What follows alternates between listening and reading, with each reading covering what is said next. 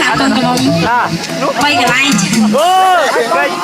ចាសូមជួយរៀបចំគាត់ទៅបាទចាំមើលចឹងអត់ធ្វើអត់ចេះចាំតែគេប្រាប់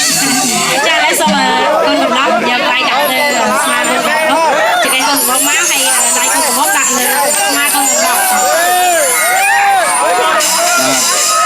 បាទសូមត្រៀមហ្មងណានៅឲ្យចំប្រយ័ត្នថោកចំចំពោះវាចំពោះ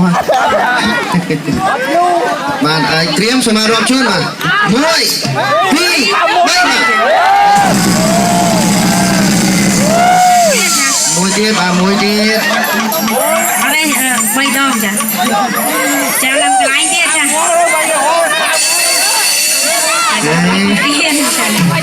មួយទៀតបងមួយទៀតកន្លែងណាក៏បានដែរ